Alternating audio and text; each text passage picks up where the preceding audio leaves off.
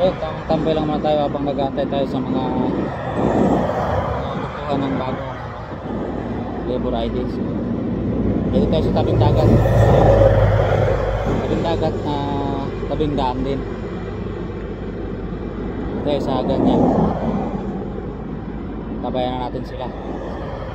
Kukunin nilang ID, napaka-importante para sa aming mga H2B.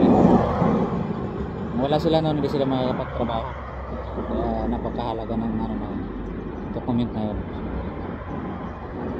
Aliwalas ang panahon dito. Mainit.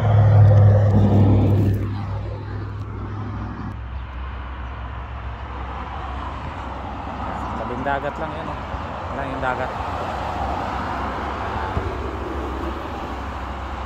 Ito yung pinakamalaking daan dito sa Guam. Yan. Ito. Marine Corp Drive. Yan ang tawagin nila. Kumbaga sa atin ito yung yung EDSA. Yan, ito yung pinaka-EDSA sa atin. Dito, yan. Ito yung pinaka-missing daan dito kapag rush hour.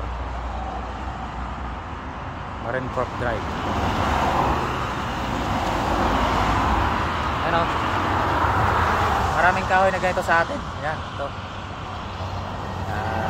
Dangkalan, kung tawagin sa amin, dangkalan. Yan. Ito yung dangkalan. So, indikasyon lang na talagang magkapitbahay lang ang Guam at Pilipinas. Yung mga nakikita natin kahoy sa Pilipinas, nandito rin sa Guam. Yan. Pero, yung mga plant na nandyan sa Pilipinas, hindi pwedeng ipasok dito sa Guam. Yan. Ito, kahit itong ginawabuhan ko, yan, dangkalan din to. Yan. Oh, may baliti pa. Oh. Ano? Kapitbahay lang ang Pilipinas at Guam, malapit lang. Nasa humigit 3 oras lang yung biyahe sa eroplano. Mga dangkalan, oh. Yan. Yan. Napakaliwalas ng Guam. Walang polusyon. Morning Guam. So, andito tayo sa harap ng Department of Labor. So, in-assist natin sa service yung mga kukuha ng bagong ID para makapagtrabaho na sila. So, dito tayo tabing dagat. Morning Guam. Good morning.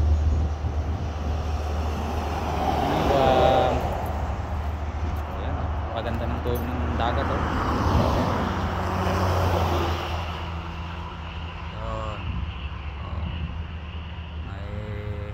Water activity.